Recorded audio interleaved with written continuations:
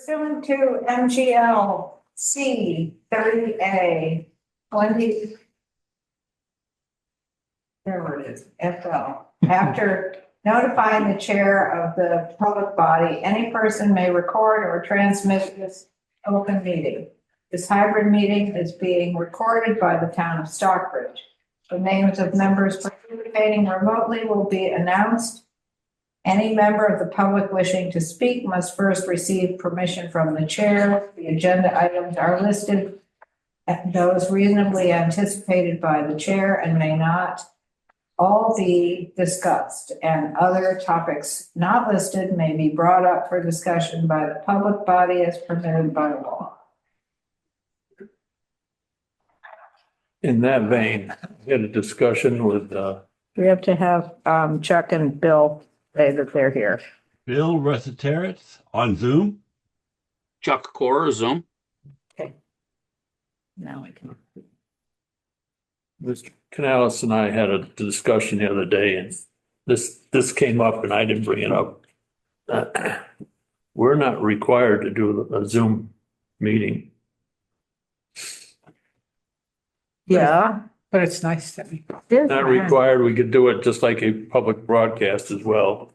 Or we could do nothing and have everyone come here. It's handy for our applicants that live far away, though. Or when one of us is sick. For people, yeah, if you're sick or you can't get here. Good public service to do this. Yeah. So, I'm not suggesting a change or anything. I'm just. Yeah, no, I think it's a good thing, and people can sit and watch and participate if they choose. I agree. If you want us to come in, then I would make every effort to, but we certainly want it open to the public to be able to watch it and participate on Zoom. yeah, I agree. It is better for members to be here because if we have things to sign, it's nice to have people to sign. Fair So enough. if you could make an effort, that's fine. We're not going to take attendance or something like that, but it's at least you're on Zoom, so you can keep up with what's going on. Right. If you miss too many in a row, and to that vein, we have an opening. Jamie Minacci's dropped off the board, so Bill. Which Bill? Bill on Zoom, Bill on Zoom. Yes. Resitaritz. Yes. Would you are a alternate at the moment. Right. Could we move you up a step? Yes. You willing? Absolutely. All right. You get a big pay raise, Absolutely. Oh yeah. I'm ready to party with that. You'll get twice what you get already. Yeah. Good job. But has to Has to be- write a letter to Yeah, the select has to be board. appointed. Yeah, you have to be appointed yet. So basically, if you could stop in sometime and see Michael Canales, I've already spoken to him briefly about it, but we had to ask you first before we finalize anything. Oh. So, Absolutely. all right. Great. I'll pop Great. in. That's wonderful, Bill. Thank you. Okay. Thank you. Minutes from January, what's the date on that? 13th? Any corrections? I did have one more, just a question. Under the planting for Averitt Park. Yeah. I thought it was 2 red maple and a willow, but I could be wrong. I thought we had, Was it a swamp? I had it in my notes, or Okay. whatever that's worth. That's what Your I notes had are in my probably better notes. than my memory. Well- So, We can change that. All right. Okay. We haven't really gotten a price yet because I never got Right. home. I recall it being 2 red maples and a willow, and the willow was sort of a nod to me. I had written down that it was a Okay. white swamp a oak. white, a swamp white oak, okay. Which, all three go there. Yeah, any one of those is fine. I Yeah, just- it'd be fine. Other than that, I would make a motion to approve the minutes of The January. caliber of them. 8 to 12 inch. Right. We're talking I think big it's tree. 8 to 12 feet. 8 to 12 feet. It's even bigger. All right, This says inch, but that's a Yeah. good catch. We wanted to. Okay. okay, Okay. clarified. Oh, All right, I would suggest high branched, You would suggest what? high branched. High branch? yeah. Okay, but that's not it. That's not for the minutes. That would be for this meeting. Okay, we need a vote on the minutes. I make a motion to approve the minutes from January 13th. I'll second. All in favor? Aye, Ron. Or Sally? Lisa. Hi, Bill L. Hi, Joe. I, Bill R. Chuck. Okay, thank you.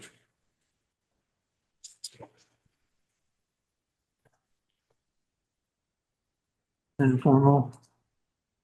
Matt, Hi. tell us what your thoughts are. Well, hopefully you all got the document we put together. And basically, me and Chris were talking, where to start last time we were here with you all within the last year now.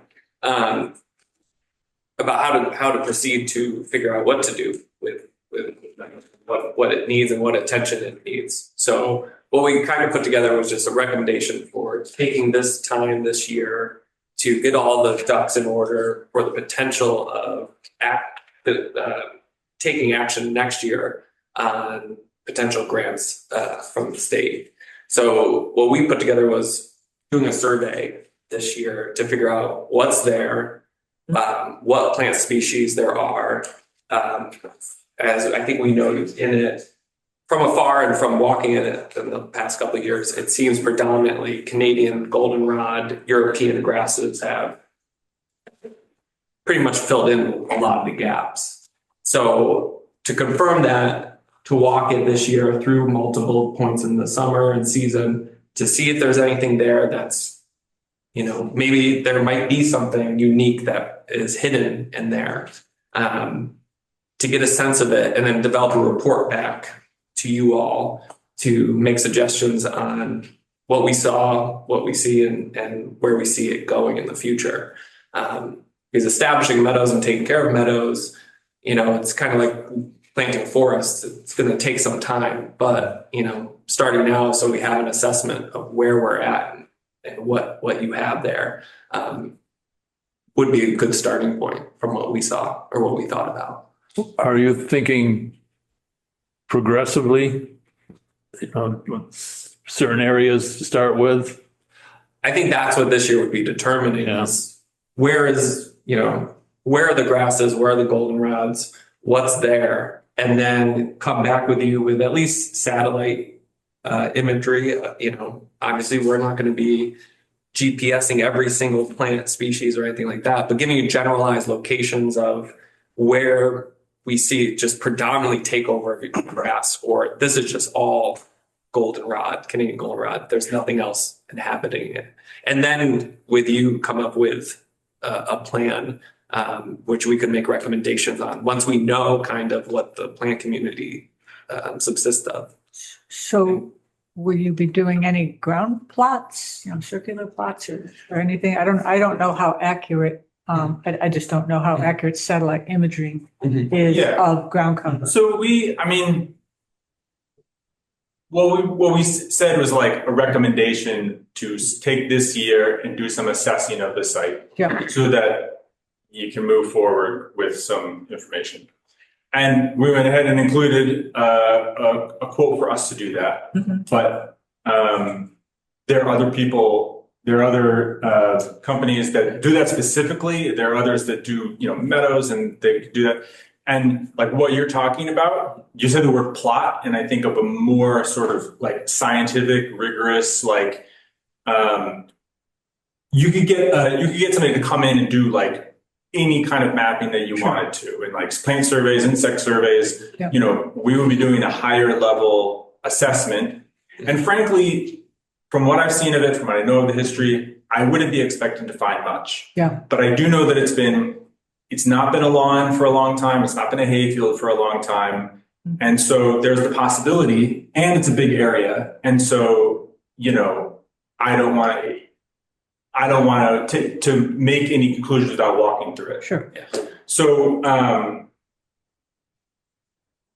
I have a question. You Sure. say you don't expect to find much. Do you mean that do you think it's going to be mostly a monoculture or you don't expect to find anything really interesting? Yeah, that's a good question. I mean, I guess most broadly, I could replace much with like native species.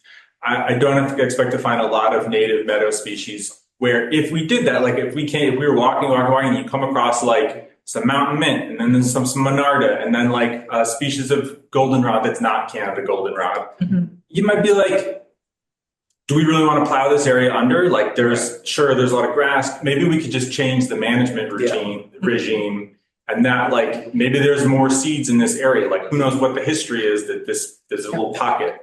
So that's the kind of, when I say I don't expect to find much, I do expect to walk through and it just to be like an old hayfield with Queen Anne's lace and Canada goldenrod and, maybe some invasives, hopefully not. And to the point of like hyper focusing, doing plots and stuff like that, I think that's why we're taking more broader, like let's walk it, like literally that's what we're kind of talking about is hitting it at multiple points in the season to make sure that we're going through it and seeing. And that's why the what we put together varies a little bit because, we can get a good sense the first walk through and then, really target because there is a lot of undulation in the fields. And, we want to make sure we see, especially where it meets with the watershed, if there's anything creeping in like more water species inhabiting where there's streams and runoff and stuff. I get the feeling that you're really going to see what the ecology of the site is.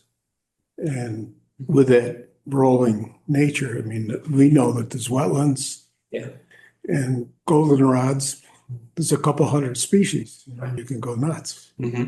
Possibly you will. I mean, it would be amazing if there was 200 species of gold. That would be amazing. Yeah, just different varieties. And I think to that point is to make sure that if we do find a localized species, that could also be a really good eco type of that species that might not be in anyone's seed collection. So we want to keep it going forward.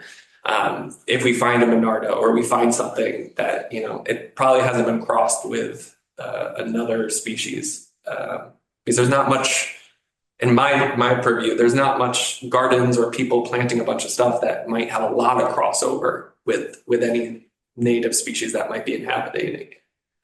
It's sort of at the base of, all those hills.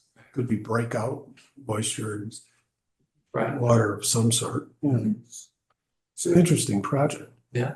And I think it's, I'd love to get started and like figure out what seeds to go. And that's the fun stuff to like what species to like bring in and help and support and talk to Nasami about what they have for Berkshire ecotypes.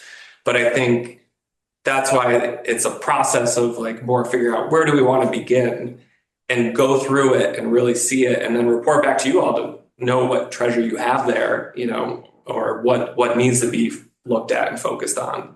Because I know this all got started because I overheard, hopefully at one point there would be some burning there to start getting the thatch and everything under control. But, it's either too wet or too dry. Right.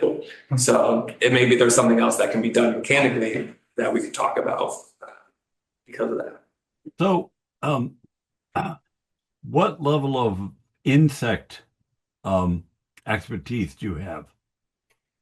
That's a really good question. I mean, I'm an insect enthusiast and have like a much better knowledge than the layperson. We're not going to do insect surveys. So, I mean, there's a possibility that we're walking around and like, I can recognize an interesting wasps, but by no means am I like, Go put your seal. I'm confident we see a weird insect. I'm gonna be able to tell you what it is and how unique it is. you could pay for, like, I know there's a organization, I don't know a bunch about them, but they're up near Deerfield. And Athol Bird Club.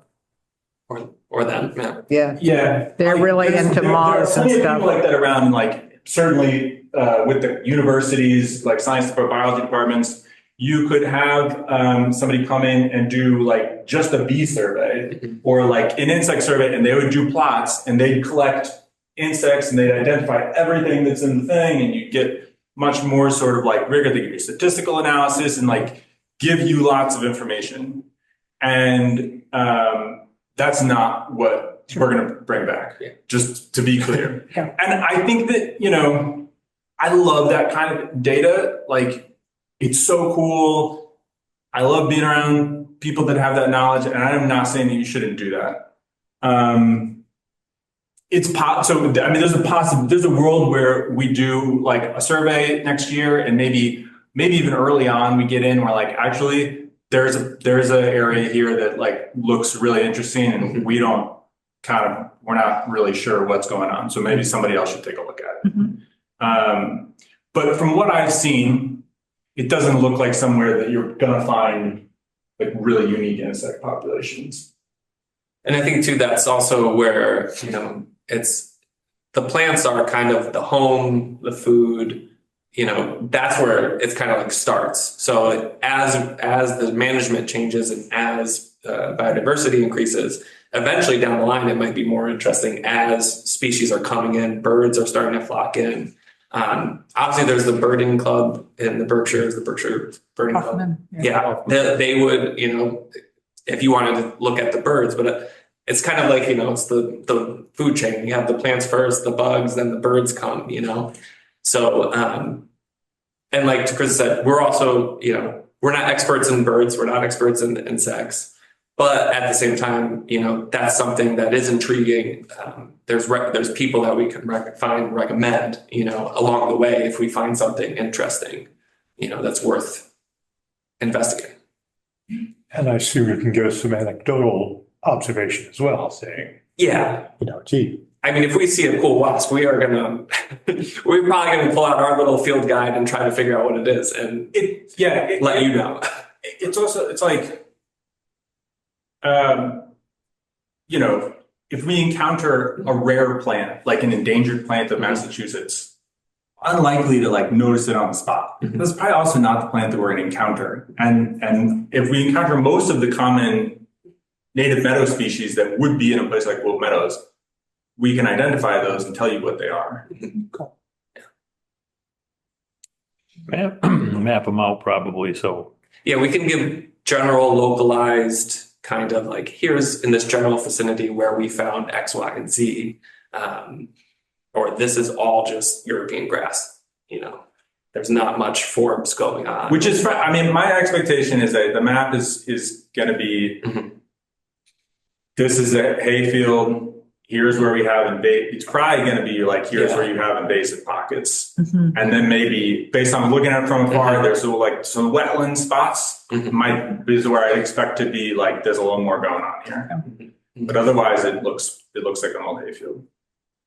Yeah. And I mean, there's color in there. Like, I've walked in there every summer for the last like at least 6 years, once a summer. So there is pockets of color, but whether that color, to Chris's point, is an invasive or like blue stripe or something, or something like Monarda, we'd like to know. And if it's thriving or is it starting to get out competed by something. Last year was an extraordinary year for loosestrife. Yeah. It was amazing, actually. Terrifying. good way. It's also a good year for milkweed down there. Yeah, well, we have milkweed by the ton.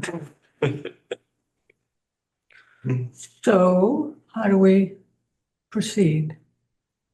What do you need from us? Just okay to go ahead? Now, I'm going to just ask this financing wise. Here's the estimate. Hmm? Did you see the estimate? No.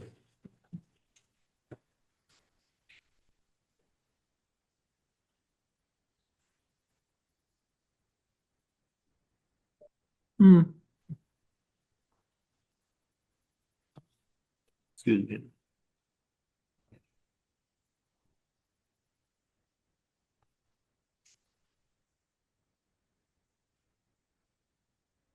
So would this be for the full meadow area? I mean, Yeah, so everything we highlighted there, we're not looking really into like, the woods or anything. We'll go out right to the edge. I think it was what, 40 something, 42 acres we measured. estimated about 42 acres. Yeah.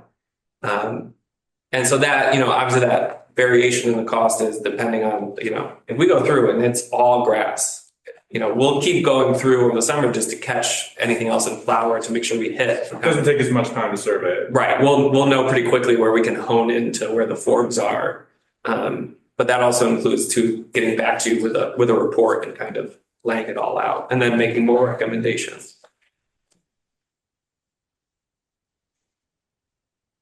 But you were going to apply for a grant for this, The sort of original. not originally? We we're aware of some of this grant money.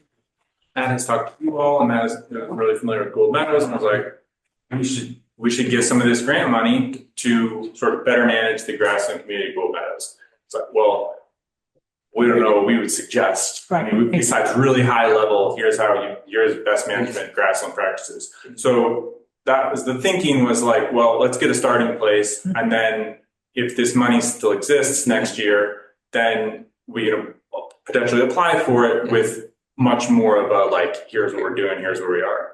So that's kind of like where the genesis was. Because there's the two big fund pots right now, if they still exist, are the soil health program and the biodiversity from Fish and Game, which one is up to $100,000 and the next one's up to $200,000. So, obviously though, you have to kind of be shovel ready and know what your plan is. I feel Know what's there. and know what's there. And a lot of them include like pollinator-esque gardens or stuff like that. So I think this would be right up their alley to come up with a management plan through the season and then try for it. so our budget isn't set yet for the year. Mhm. Or it's pretty close, but we still got time, I think. So if we put in the $4,300, $200, $300, that would be the starting point. You would apply for the grants.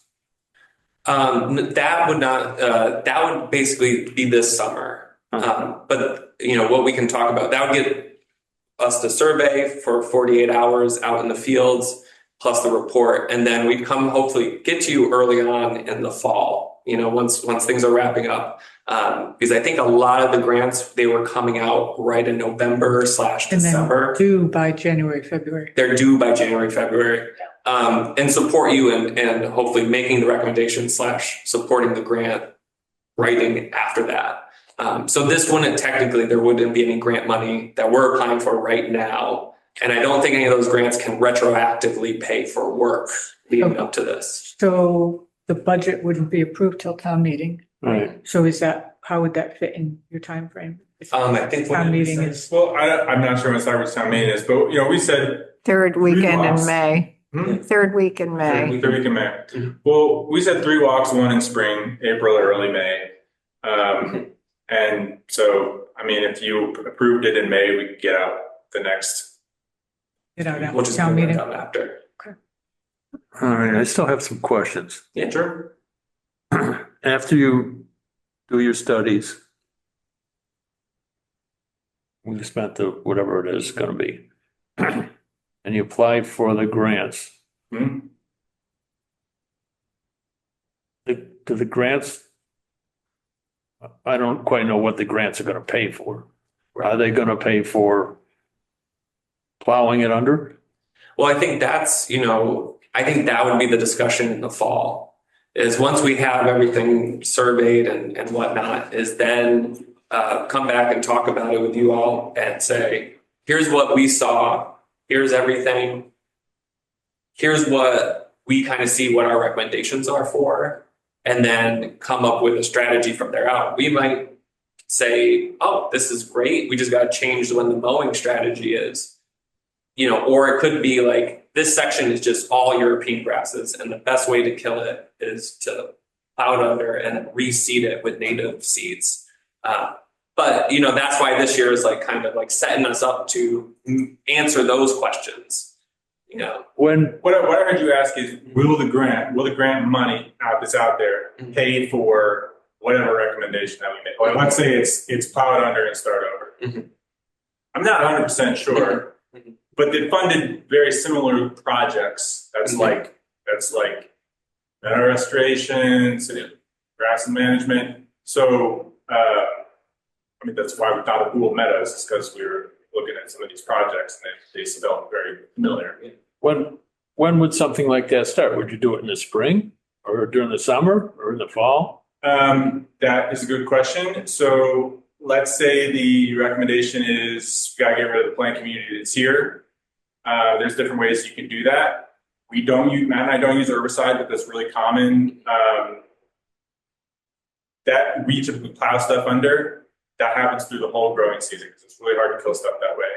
You can cover stuff with plastic. You can mix of plowing and covering stuff with plastic. It's like mostly during the growing season. If you spray, it can be shorter. You still need to do it multiple times. It's typically, I don't use chemicals, but I think it's usually like middle of summer. Like you want to get stuff when it's growing. We would not be in favor of spraying with chemicals. Yes. Don't even put it We into don't, so- consideration. They don't spray. Yeah, I know, but So, and then typically the, completely you- forget that. once you, and I'm thinking more of like grasses because they're the hardest thing to really knock back. Once you hopefully knock down that community far enough, you would then fall would come and we would reseed with a native mix. And then what that would do is a lot of those seeds need the winter to stratify and whatnot. Then you would see the next year, hopefully, we would help with starting to figure out, okay, what's working, what's getting established. Yeah, the full process of like doing meadow from seed, where you have an existing plant community, is like 3 to 4 years. It's like getting rid of the plant community is 1 year. The first year of growth, you see very, very little. The second year, you start to see more stuff, but it's really like year 3 that plants start to mature. And so they're 4 years. So you've got from start to full replacement with whatever, it's like 3 years.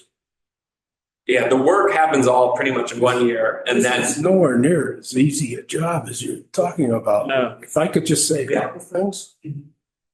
The ultimate plan is to keep it as a meadow. Mhm. And so you go in and you establish the communities of different things. If they're not there, the ones that are there are probably encouraged. But no matter what, these communities are, battling for their space. And some of the more aggressive ones, they need to be managed. And it's every year you have to go in and it's like an annuity. I mean, you could be, you have to do that. So management of an established grassland is Is a hard thing to get it really going. no. If it's well established and you're at a place where you don't have a lot of invasive, presence. Getting it established, you can do, but now managing. Getting it established is that's the part. If it's hardest there, part. you're going to cut it in the spring. Mhm.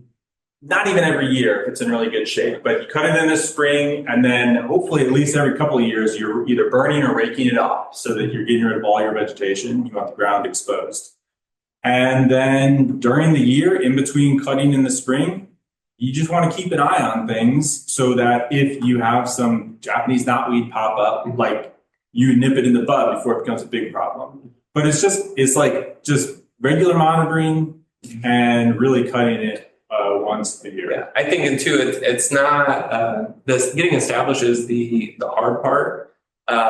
The management, I don't think increases what you're already doing there because you're already mowing once a year. It's more that like hopefully now we would also have a little bit more of an eye on it so that when Japanese loosestrife or someone else tries to infiltrate back in, you just know about it ahead of time.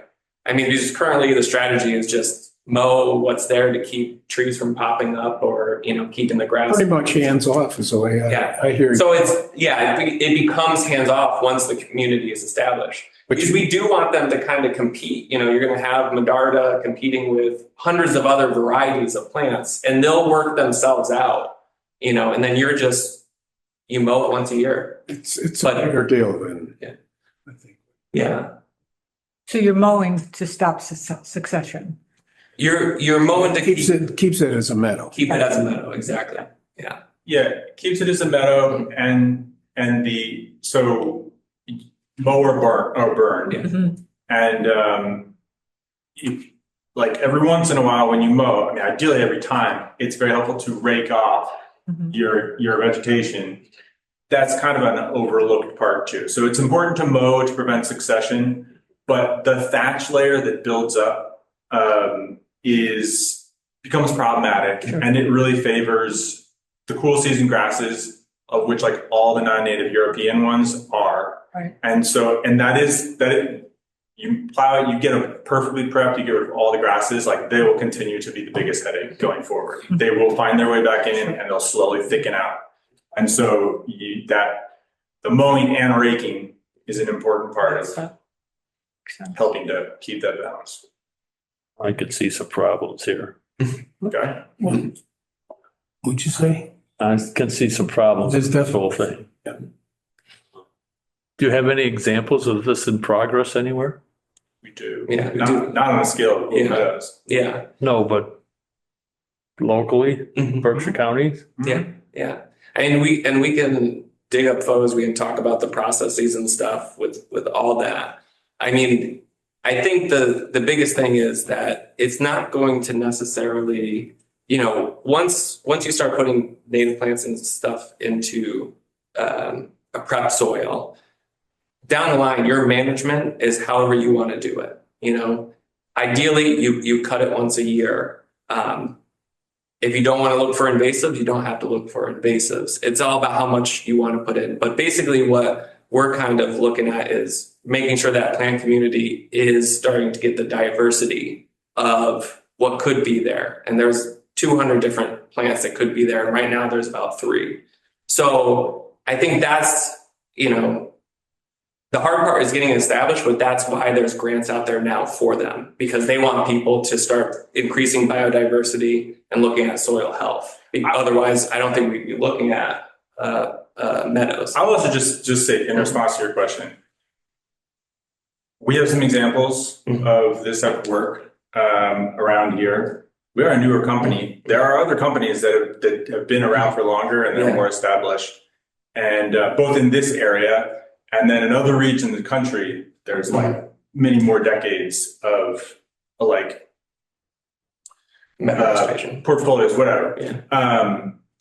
Use one of them. I mean, I think that this is, I would love to see Gould Meadows be a healthier, more diverse native plant community. I mean, I'd be thrilled to work on it, but I'm not, like, you don't have to use us. Right. What's your concern? Well, basically, if you plow it under, I don't know how else you're going to get rid of everything, or because you're not going to use chemicals. So you plow it under.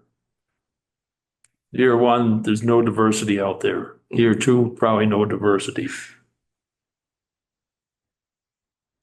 You could, by second year, you're going to try to establish new plants. So year 1 would be the prep of the soil. So you're looking at killing back the community theoretically, if that's what we find and recommend. When you say, so you say year 1 of growing, there's no diversity. Well, so you're going to to try to kill everything off that's not non-native. Yeah, then you put a seed mix down. You're adding seed. Our seed mixes typically are like 30 to 40 species.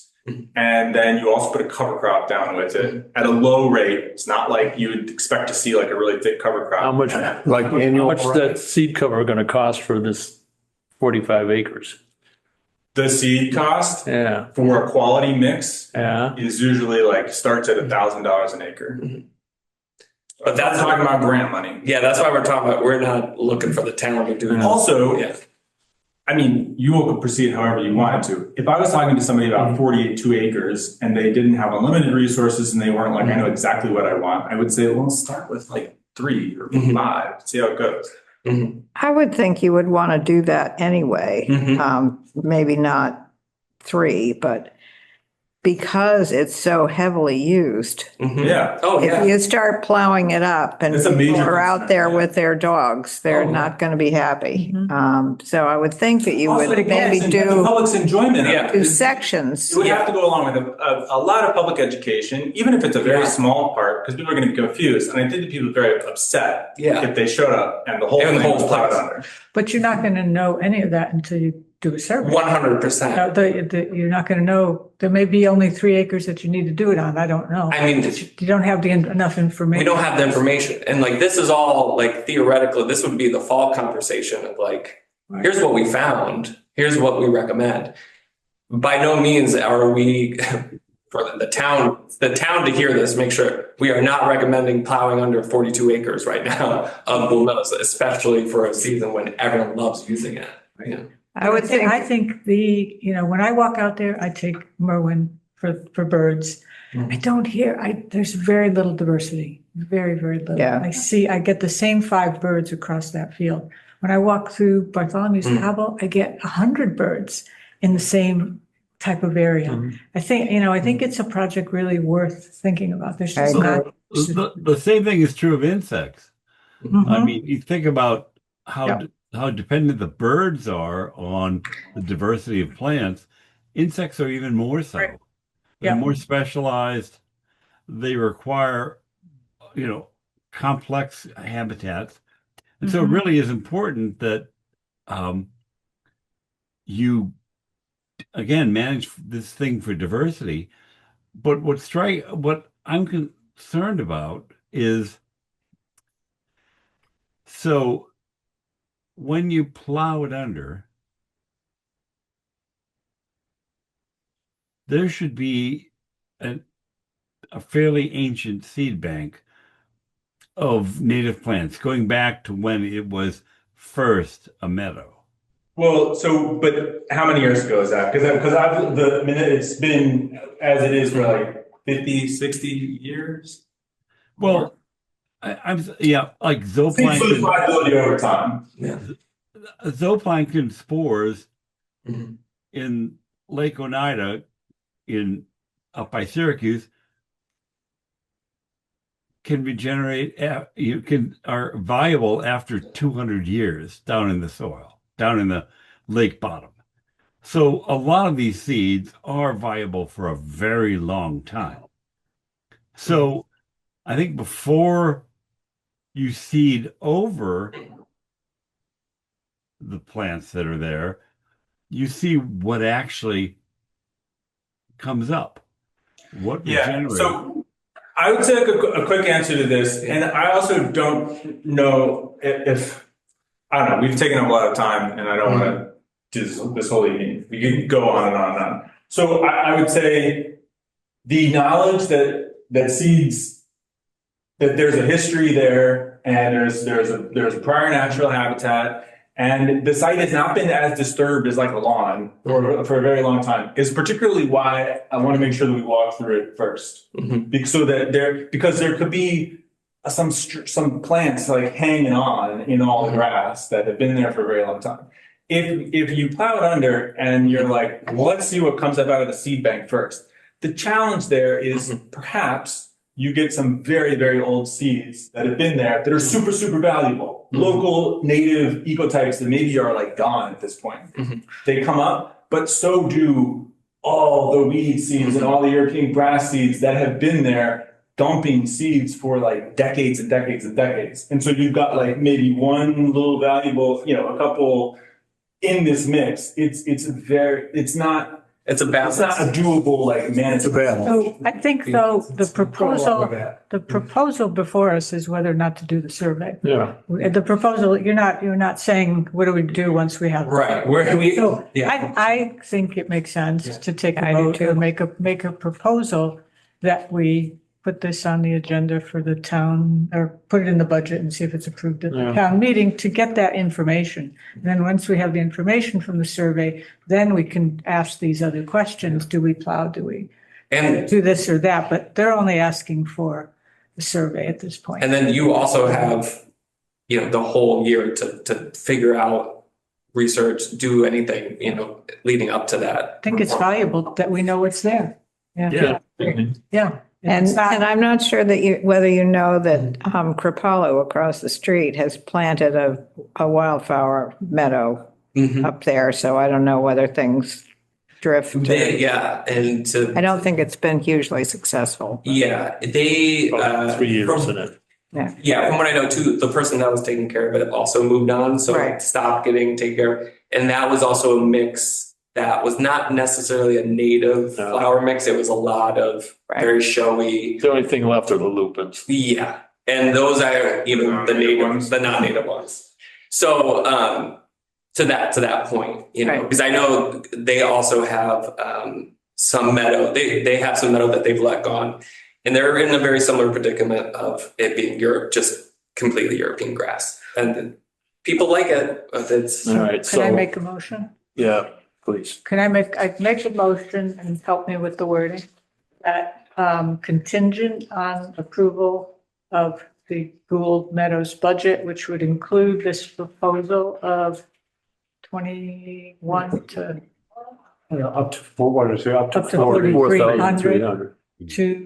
for your company, which is called Untamed Gardens. Stream Gardens, to survey over the summer and present the Conservation Commission with a report by November? Yeah, can we say like by the end of November? By the end of November? Yeah, negotiable if needed, so that we have accurate information on what's growing at Gould Meadows. Yeah, so that'll give you the whole growing season. Yeah. If we get it mowed in November, we're doing good. I'd second that. Okay, Okay, Hi, Sally. hi, Ron. Lisa? I build out. Hi, Joe. Hi, Bill R. Hi, Chuck. I have a quick question though for everyone and Ron specifically.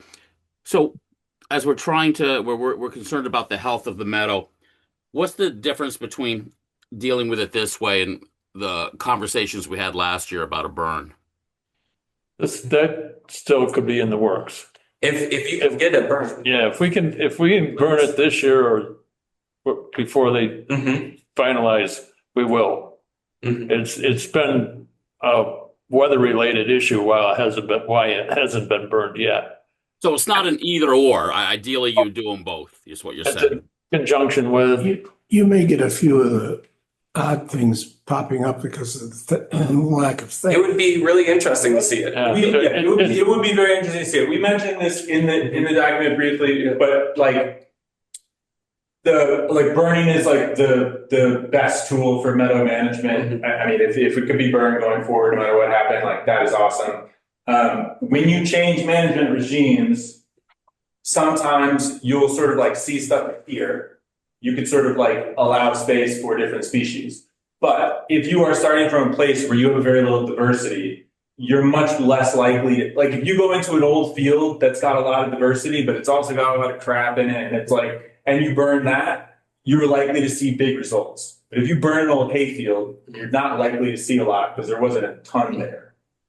So something which came up in this conversation that I didn't think of before was the insect. So is the beauty also of a burn is it happens so quickly without getting too hot or staying in one place. It's just a flash that the insects it doesn't knock them out. Is that a safe comment?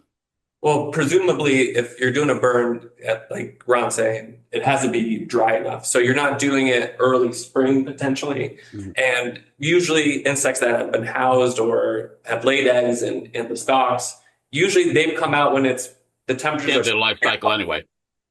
40 degrees and up. So hopefully they would have moved on. Now, unfortunately, their food might be gone now for a minute, but it's still better for the health. Yeah, I'm not an expert in fire dynamics, but there's a lot of coevolution in insects that are dependent on grasslands. And grasslands burn all the time.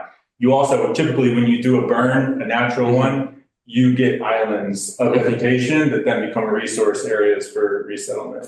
All right, thank you. The state, go ahead, Bill. So, how many of these potential species, meadow species up here, have serotinous seeds that actually require a burn? How many of the meadow species that are potentially there require burning?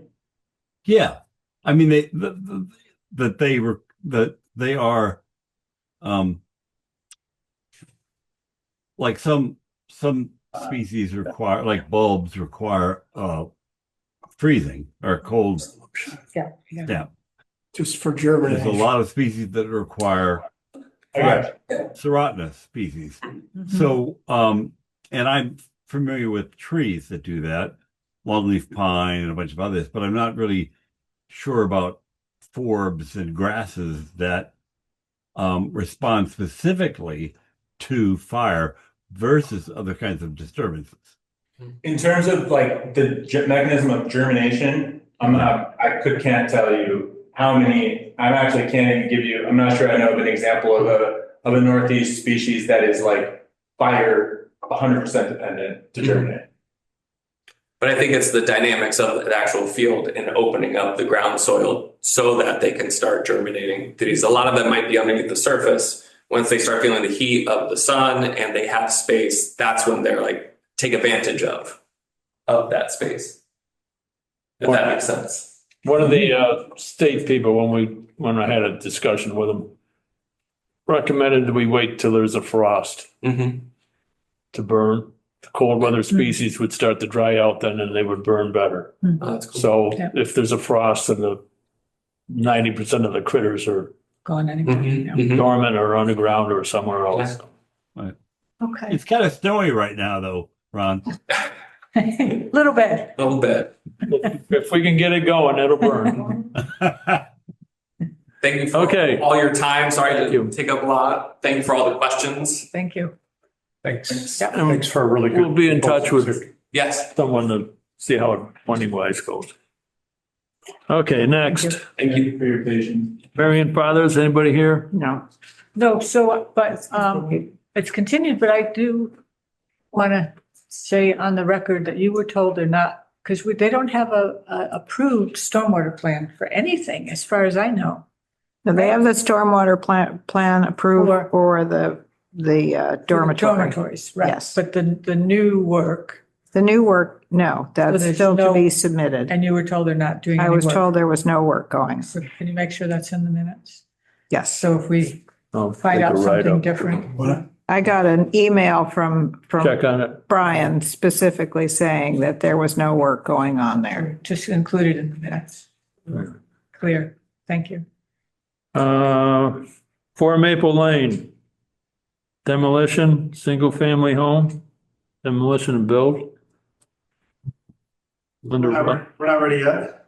Continued. One more. Okay, that's fine. It's only been a couple of weeks. Sprague, No, I was on vacation too. Yeah, good. Sprague, To the next meeting? Sure. Okay. okay. So you That's waited all February that time 10th. just to say that? Oh, you're Oh, here. that's great too. He's Okay, got one more. okay, good. We had RDA for Sprague for the demolition of that little. The remnants of the Yeah. wheelhouse. Well, that was left of that nice wheelhouse. You guys have seen the site. Yeah, The idea is just to pick it up. pick it up Knock it down. and kind of keep an eye on it when it's coming out of there to catch whatever whatever else might want to fall off. Now, So, I think, this is just a question. To do it right, wouldn't you take down the spillway and the whole cement? all the concrete, there's a lot of stuff in Yeah. there that's probably I know, I'm sure that would get DEP or somebody involved that there. would get us all involved. Yeah, because that would be an NOI for one thing. I mean, you're Yeah, yeah. lifting it. Yeah, You're right, not doing anything because that's a little stream there. right. That It's was, also- It's also a channel. I mean, that, Right, but they're not That's disturbing dammed and- anything. They're just No. lifting. yeah, that would be working the water and that. Yeah, that would be a- but whole, to do it right. That thing has kind of been sitting there for, I'll We'll never see it change. I don't think we'll see it change. I mean, I don't think I'll see it change. You guys might. but you're not disturbing the bank, you're not disturbing. No, this is just plus that. I mean, that thing is, it's kind of, Yeah, but that's why it could be an RDA. Pluck it out before it falls. Yeah, yeah, remove it before it lands in the stream. But yeah, I guess if they decide to come back in the future for the whole thing, Say no thanks. yeah, that's But That would be a huge hairy deal. that sure would. that even goes upstream a ways. I mean, there's a dam. There's concrete work in there. There's stone and concrete that runs, yeah, right all the way up to the dam, or to the pond, right? and you're doing it from where we stood? He's just doing as we We're stood looking on at the it. little bridge, like we looked at the remnants. Yep, Yeah, there's a couple of ways they can get to it, from the bridge or from the other side. There's access. so they won't be disturbing anything, They're still talking So about that's. lifting it up, putting it on solid ground and Yeah. just demo. Getting it out of there, yeah. Yeah, there's no plan to. So I don't have any issue with it. I would make a motion to approve the RDA for removal of the decrepit mill parts at 8 Yale Hill Road. Gonna need any sort of barriers or anything like that, or is it all gonna be contained? We talked about trying to, well, you mean like set up erosion control, or? Well, when you set it down, I think if we can wrap the thing and it's gonna be, I mean, it's pretty well intact. Might do more damage trying to get some, so you're just gonna fold it in and put it in a put dumpster. it in a dumpster and it's gonna go, and it'll probably go right into a dumpster as they load it out of there. I just don't see the need for it to. Don't have an issue. For any length of time. Make a motion? I made a motion. I'll Then you second asked the it. question. All in favor? Hi, Sally. Aye, Ron. You said, Hi, Bill L. Hi, Joe. Chuck? Joe. Bill? I, Bill R. Sorry, I muted myself. Okay. That's fine. Right. I did. I knew what you were saying. Should just do this. Yeah. Anything else? Oh, Go. I know. Try to get you out of here as quick I know. as good. Got me. Thanks, Mike. Thank you. All right, we have people. Chris Clemens, I don't know why. I don't know who that is. Why? Hi, I'm a prospective buyer of 8 Yale Hill, so I'm just joining to hear about what was just discussed. Okay. Thank Any you very questions much. from us? I'm assuming they have the demo permits and been through the historical people, building. Said yes. They said they had last So- time. Yeah. For historical, anyway. Historical, yeah.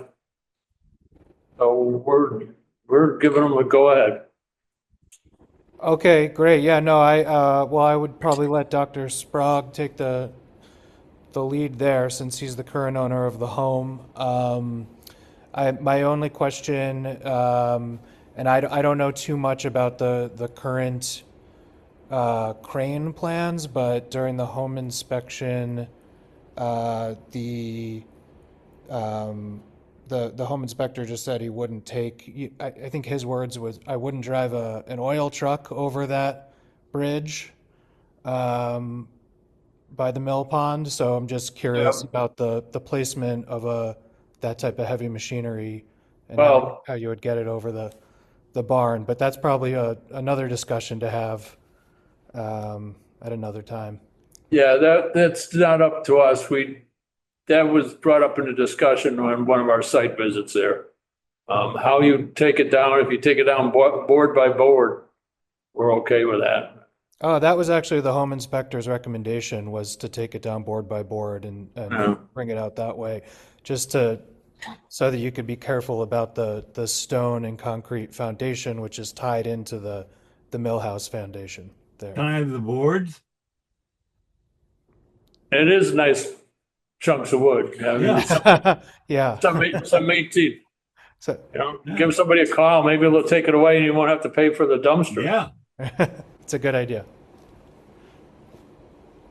Okay, Thank you for your time. moving on. Mark is the owner. Mark's Yeah, right. I know Mark. Okay. Mark, you there? Yes, sir. Good evening, everybody. How are you?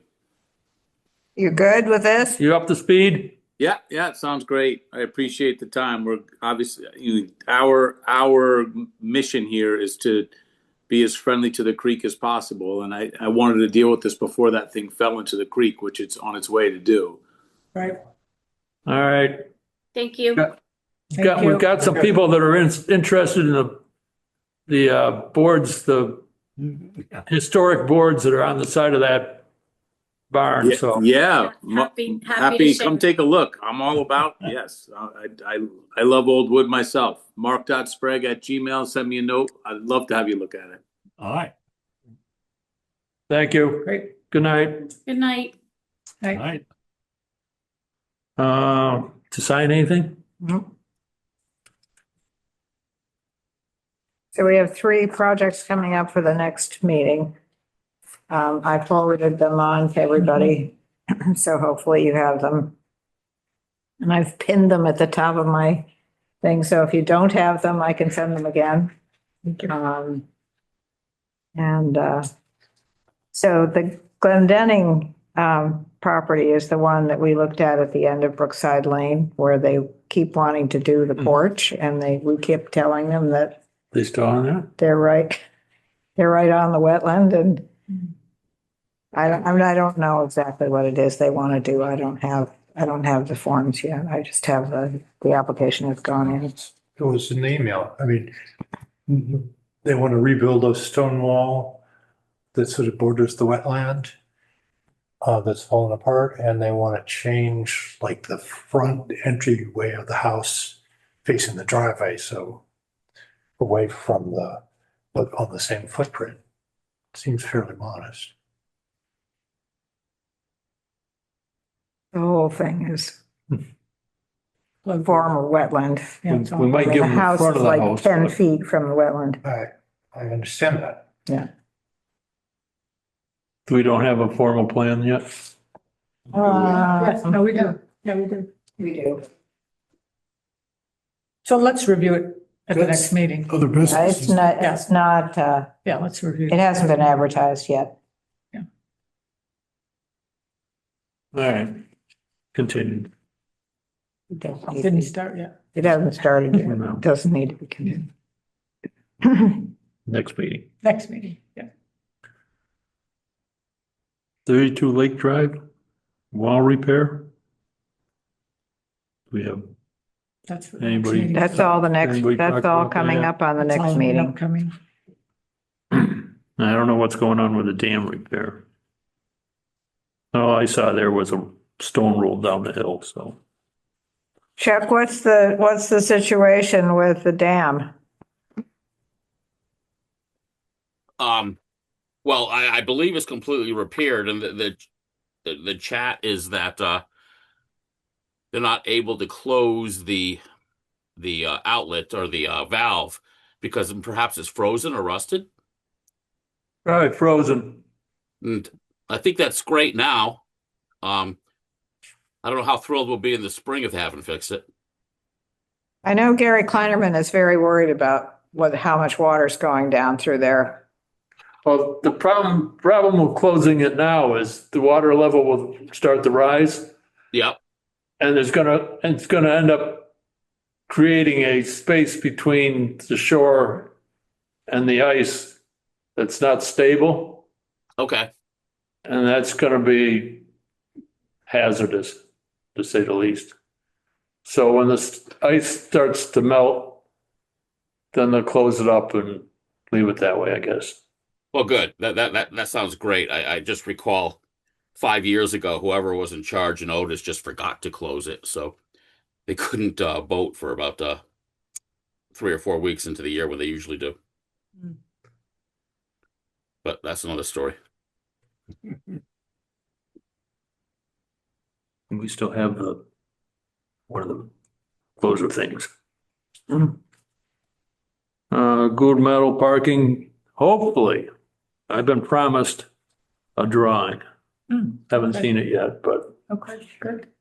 we'll bring it in And how, that's being paid through CPC? Okay. this year, half of it. Yeah, and then what happens? Then I put in for another half next year. Okay. Okay, good. I'm I gonna had see, some lack of confidence on whether they get the whole thing done in 1 year anyway, so this is. So there's potential CPC as open space for. that's what Yeah. I'm gonna find, I'm gonna Yeah. ask Stuart about that. It would seem to me that it would be something that could be applied for. For open space. For open space. Yeah, for next year, yeah. My thought on the start of this, if we decide to do it, there's the field right where we're doing the wall in the parking area. That's the smallest one, closest one. Mhm. That could be an experimental area. Mhm. If we have to, we'll string it off or something to keep the people and the dogs out of it. But I would like to see how something of that size went before you do anything else. Possible. That and the bird people are gonna have conniptions if they plow that whole thing up. Yeah, they said they weren't gonna plow it. I see it like a farm that they would rotate. I Yeah, would they're not think gonna that plow the whole thing up. they would do one section and then do maybe, if that went well, maybe do an additional section Yeah. and it could be an ongoing thing. I Mhm. can't see doing the whole thing at once. No, That would be too disruptive and Well, if you do over Way too big a job. big Yeah. fields, it's gonna be disruptive over there anyways, because the right, bobolinks and right. stuff are gonna move from one field to the other where they are. Bobolinks have very specific territory. They don't like to move. I did have a meeting with a bunch of I guess they're probably the Hoffman Bird Club people the other day, last week, about what to do with the purple martins that are down there. And basically, they said clean out the boxes and we'll see if they come back. Because there's a possibility that, because there are only 2 pairs of bred. Yeah. If something happens to them, And lose them. then you have to start from scratch again. So There's a mushroom club too. mushroom club? Yeah. I sent around the thing from the Athol Club. Yeah.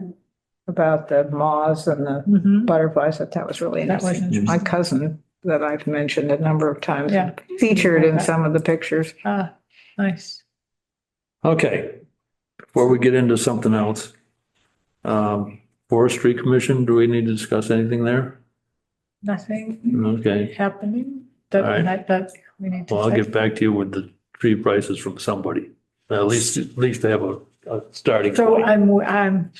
I talked to Katie, and that's why I was asking the question about the species, because I said to her, I said 2 red maples and so I was wrong, because it's a white oak in there too. I said two red maples and a willow, and she said she has to check with her commission to make sure that's okay. So I said, we have a meeting Tuesday. She didn't have it for this meeting. By the next meeting, I'll make sure we have. We've got okay. plenty of time before we plan. I know, anything. but you want to plant in the spring. Yeah, oh yeah, It'll as soon be as we here. can, so. Yeah. We get somebody to water them or they water themselves rather than what happened down here. It's only 3 trees, hopefully. Yeah. Yeah, no, we'll definitely make sure it gets watered. Any other business? Not that I know of. You make a motion? Motion for the public hearing? Close the public hearing. 1 second. Hi, Ron. Lisa? Hi, Sally. A job. Chuck.